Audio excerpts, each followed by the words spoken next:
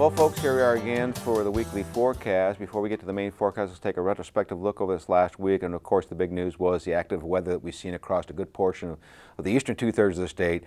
We had lesser totals across the western part of the state, and of course we did have a couple severe weather outbreaks in regards to tornadic activity, probably the most widespread tornadic outbreak that we've seen in well over a year. As we look at portions of the eastern third of the state, most locations received anywhere from about 4 inches upwards to approaching 8 inches of moisture. So essentially at least a month's worth of moisture in a 7-day period up to a month and a half to 2 months worth of precipitation. And we've seen the deficits, at least for this year, basically going into the surplus range of anywhere from 3 to 6 inches across the eastern one-third of the state, and that has had a dramatic influence on the drought monitor depiction. You'll notice that most of the central and eastern corn belt now are showing nothing in regards to dryness, not even any abnormal dry conditions.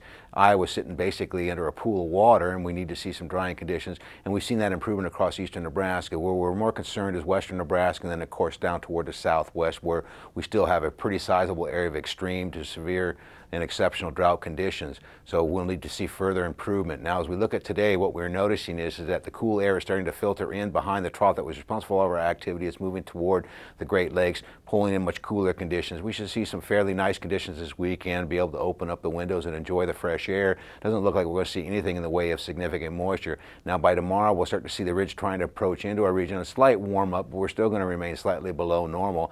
And more active weather looks to be generating early next week as we see another trough diving into the northern plains. This was not coming out of the southwest, so it's not going to have quite the moisture to work with.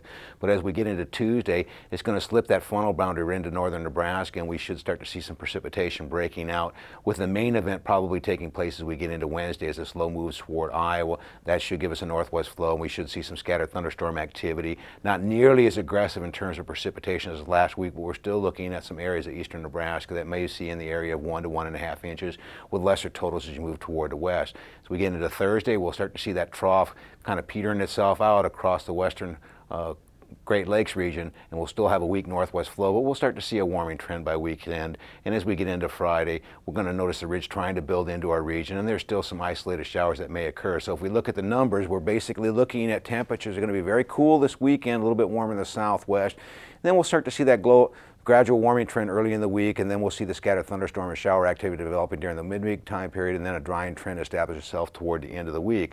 Now, as we look to the 8 to 14-day forecast, they are indicating below normal temperatures possible as we get another system maybe moving in next week. And in regards to precipitation, the majority of the heavy precipitation slides to our east. We'll start to see a ridging pattern develop across the west. We should be closer to normal. In a little bit longer term, the models are hinting at a big ridge starting to build from the southwest into the central plains, so the heat might be turning itself on as we get into the mid-June period.